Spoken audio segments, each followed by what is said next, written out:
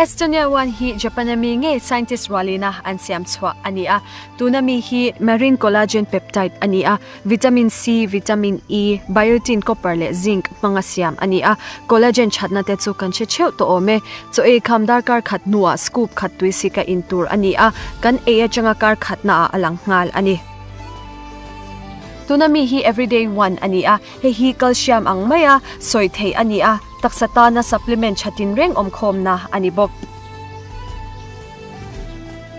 hi brain one ania anxiety nei tante alzheimer nei tanten AT ania stress na satlai phei chuan nge tura cha ani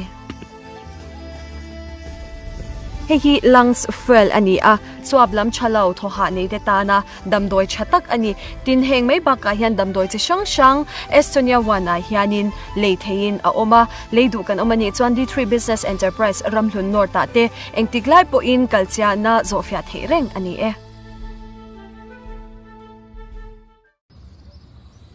va baptisma chan hi vanram kaina ani lo chatuan nun na ani lo thiam chan na ani lo ti hi pathian thu taka changin kan khia chian angai ta hle maya hemi chung changa hian mitam takin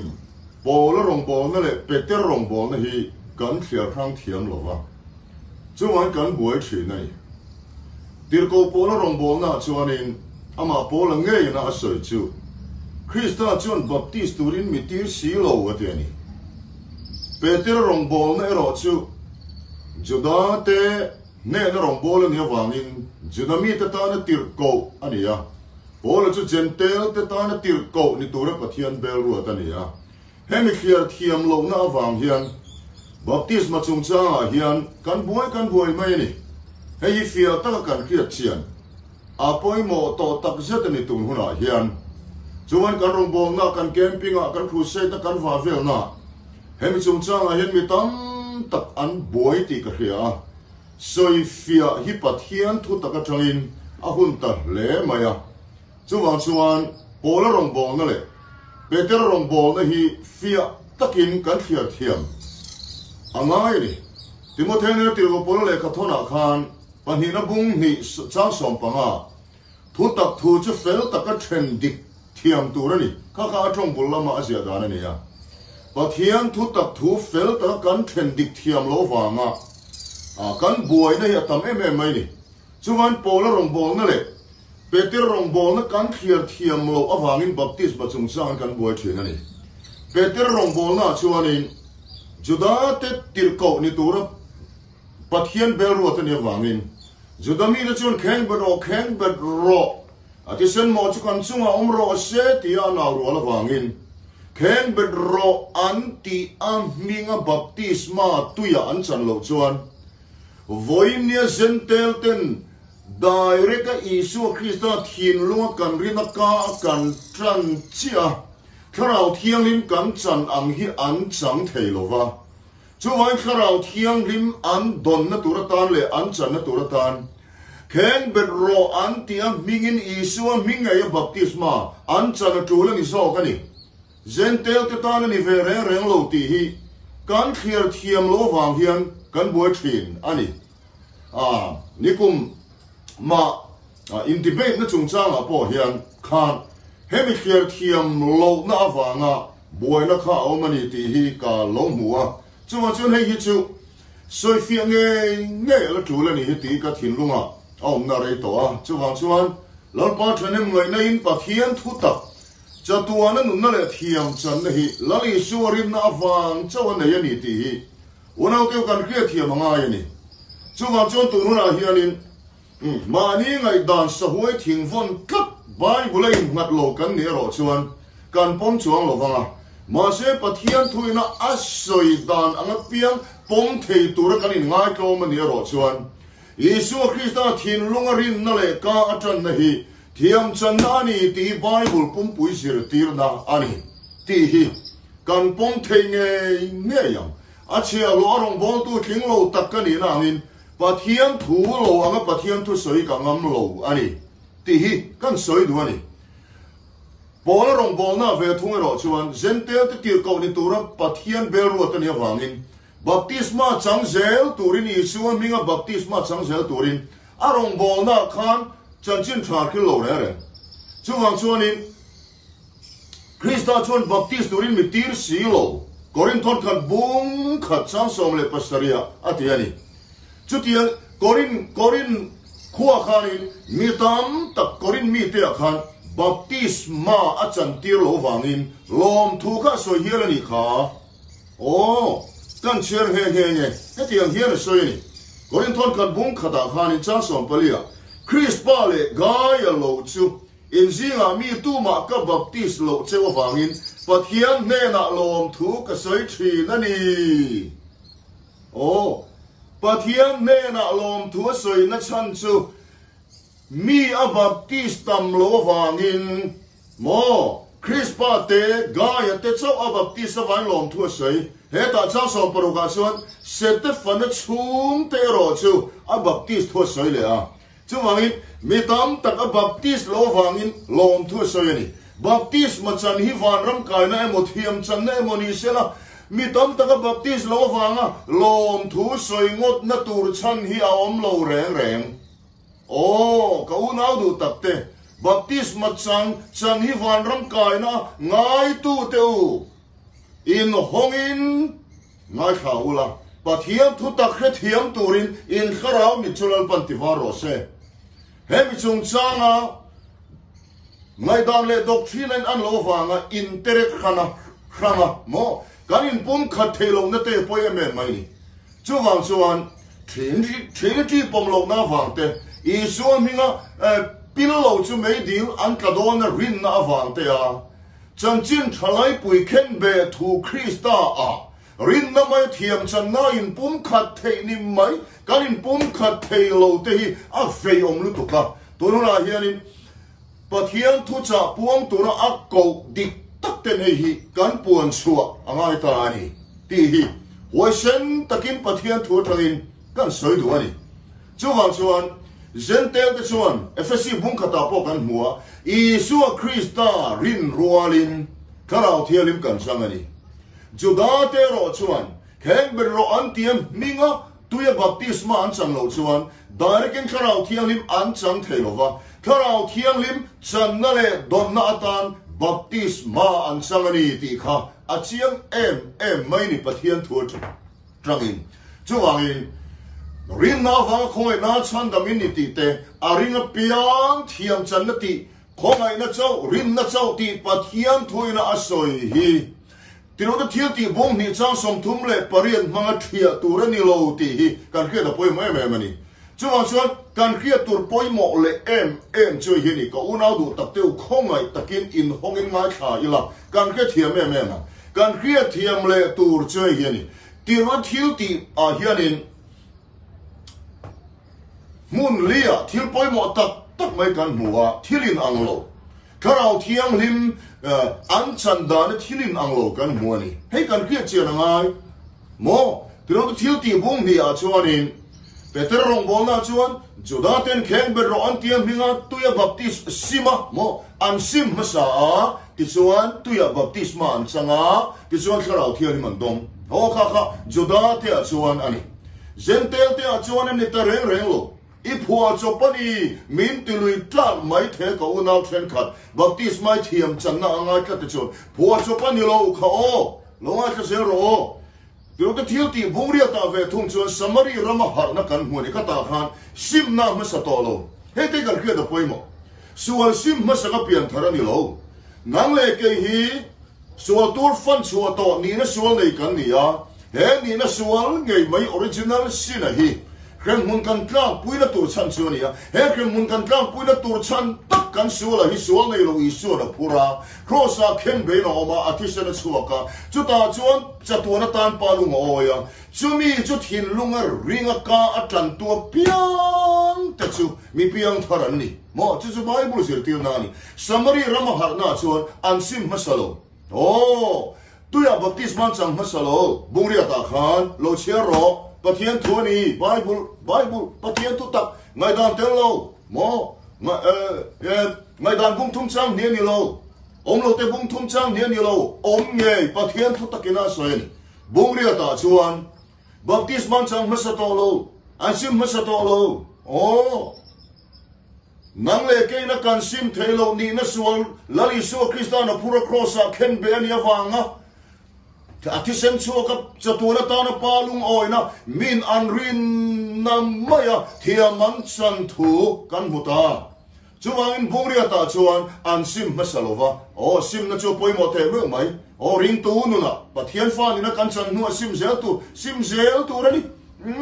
sual ti non le zel to lo tu ra sim tu rani khalam chu hoina kan subject he ni lo tu na kan subject ka chu baptism chan masakemo sual sim masakemo hi van ram kai na ani lo ti hi tu na kan subject pathian tu takena min khil chu ni ta ni chuwangin bungre ta chuan ti ro thil ti bungre ta chuan an ring pasa an ringa mo ti chuan an ring nuwa baptism man chang chumi nuwa chuan ti ro ta dan tong tra ya ti chuan kharau thiai man chang ani ti kan hmu ani bung soma ve thung chuan gentle te harna kan hmu le ta ni apathum na chuan gentle te harna chuan bung som na chuan hei kan hmu le ta ni gentle te harna chuan an sim masalova baptisman chang masalo an ringa kharau thiang lim an ringa chumi nuwa baptisman changa ti chuan kharau thiang man chang mal kha ni tlat mai ni chuwangin tilo thil ti bum som hi voina kan chan vovani lari so krista ka thiai na thi misual boral tur kani khem tlak kani ni na sual khem hun tlak pui tur dai tu kani chu tak chu I suwa tak sakring nun thiang lim sual nei lovina phura chu ta nge a phura chu ta chuan kan thiai suwa thi na thi sen chua ka chuan palung oi ta ti rin na awanga min thiam achan chian zia fia na chu min rin rualin kharau thiang lim dong ti hi bible in chiang takin min kiltani FSC bung kata po ka amen ngela kan mu chiang em mai ni a chiang ani tiro bu som pakwa ve thung chuanin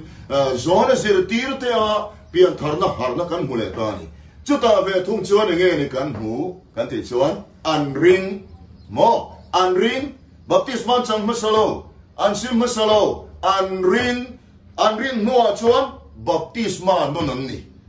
baptisma non ania ti chuan pol na tong trai saka tharau thiang li man dong ti kan hule ta ni a chiang ani ti ro chuan mis tuya baptisma chan kherlo chuan chantamani thelong vanama kai thelong ti bible sir tirna ani lo ti kan khia chela poimo ani chuan presbyterian po baptisa po unaw UPC ate po 7 day po roman catholic po van ram kai tu tam tak lali so krista thilunga ringa ka atan tu van ram kai tu tam takan omani chuan heti hian han soi lok tai la heta bangkok atangin melbourne lampanin kan thoka mi pakhat chu pathian thu ka khil ta chuan apiang thar ta ni lali so krista ringa piang thar ta halwe kalominal party chumi so nuwa chuan melbourne kan thlen main accident in thitai la thona ka ta sela tuya isu minga baptisma chanlo chuan wana makal thelo tin ngai dan chu adik long nga le ni ti kha a chiang ta em mai ni a mai ro chu min lari su krista arin no ero chuan aringa ni ti chin chiala ta na baptisma chan ti chu thanu tu hindu ate buddhist ate pa chu thanu tu aru ka isu rina wana tur ngai lo an ringari ti lan ti na atana pon lam chin chiana baptisma an chan nu ero chuan an tui khara mo an ho chu kha an tur nga lan taksa ngai po krista chin chiana chan ha chuan baptisma chan kha mi so na chuan apoi mo lu tu juda te tan lek phai chuan juda piang thar tan lek phai chuan apoi mo le zo le ni tir ko pon chung chang a po khan kan mu chian me mani til ti bung som ni le pani cha som paruka thola mo baptisma changla lampa isuwa minglam chungin baptisma changla isual ken fight che kata isual ken fight che ti khan heta kan suala kha tui khan pa ni khan a ken fight tak ti lamani lo awam je kan khe da poimo ti ro pola kha apian thar khan damaska dai chun plu kania nu apian thar khan jerusalem christian ti singa vatel vetum mota an pom lo reng an mubal khat a chiang ani bible thu ve kani chu ti chuan engtilian lo pom an pom nge thena tur chuan lalpa isu ming alam angai ta baptisma masalo tiro ti ti bong som ni le pan hi chang asom parwa khan lalpa isu ming atana lalpa isu ming alam masa oh karao thile ma tang chalo chuan tu mani suai lalpa ti theilo bola chuan ni suai kalalpa ni atia pathian fa ni na chan nuwa baptisma chang ka zo ani khata chi khan Isu ming ka tan lo se tuya baptisma chang ringot se Christian te kan pom ho lo ma se la isu ming oh la isu Christa ko khan pathian ko khan ho te ti du da kha mo ati du da ming ya isu ming ya baptisma isu ming atan nu nge ya baptisma atan nu ero chuan Christian te ngai that lo na song song kha re ya an jing mi an pom ta an mobile to lo an pom ta helama kan sual kan du am na chapo na ising na kan sual ka tui na ken tak tak ti lam ni lo khang ti ka chia na ngai ni buồn chuông ai khát hay còn rampum pui zo rampum pui mamo ani chuang chuan mun dang a po lo share dara a sao thayang pera pathian ro pui na turata na lo share dar turin ka som cheu ani ato bera chuan marka bung som le paruk sang som paruk mi tam takin kar ke thiam thin lova aringa baptisma chang chu chandam tia hian mo asoi tel mialo soi bel kan ne thina then khat unau then ka thiam mo aringa baptisma chang chu chandam ti zo khan ring lo vero chu thiam lo an chang anga ti ani ring lo vero chu thiam lo an chang anga ti khan phua bel kan ne ya ring lo va baptisma chang lo chu ti khan ngai to lo ve tin ngai dan zo do zom chop kan ne ani kha ani lo o lani son chiam taka soi chu aringa baptisma chang chu chandam ti nuwa khan ring lo chu an thiam lo an chang anga ti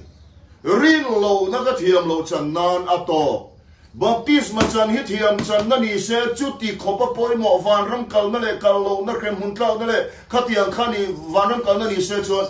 ring lo va baptisma chan lo chuan thiam lo an chang anga ti don chiang lu tu ati lo ring lo chu thiam lo an chang anga ti mai ni thiam lo chan na chu ring lo na ni ti hi pathian thun nin khil chiang